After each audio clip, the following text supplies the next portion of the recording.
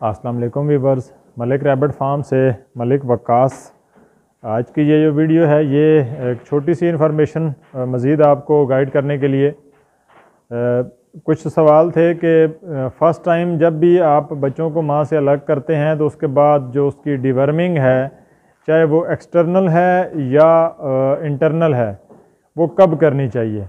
तो आप जब भी बच्चों को माँ से अलग करते हैं, तकरीबन 40 दिन के बच्चा जो है वो माँ से अलग कर दिया जाता है। जब उनको अलग करें तो जो उनकी डेट ऑफ बर्थ से आगे 3 महीने की जो उम्र है, जब बच्चा 3 महीने का हो जाए तो उस वक़्त उसको आप उसकी डिवर्मिंग करें। चाहे इंटरनल है, इंटरनल मतलब ये कि उसको पिलाने के लिए जो पेट की डिवर्मिंग की जाती है, पेट के कीड़ों के लिए, वो डिवर्मिंग आपने 3 महीने की उम्र में करनी है। ठीक है, उसके लिए ऑलरेडी वीडियो मौजूद है कि वो कैसे करनी चाहिए और उसकी डोज वगैरह क्या है, वो डिस्क्रिप्शन में लिंक दिया हुआ है, आप उसको देख के वो चेक कर सकते हैं।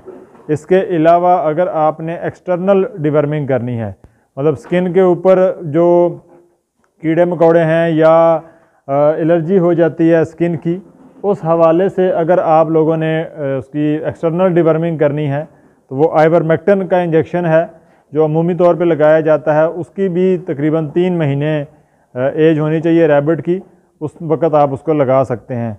और उसके बाद दोबारा जो रिपीट करने हैं वो भी बता दूं कि हर तकरीबन 40 से 50 दिन बाद आपने इसको रिपीट करना है।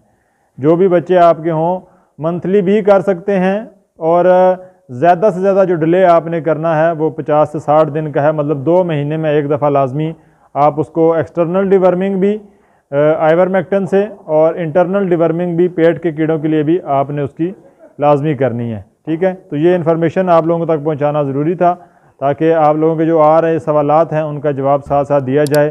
चैनल को सब्सक्राइब ज़रूर कर दें ताकि आप लोगों को मज़ीद वीडियोज़ मिलती रहें और आप लोगों के लिए आसानी हो। बहुत शुक्रिया, अल्लाह हाफिज़।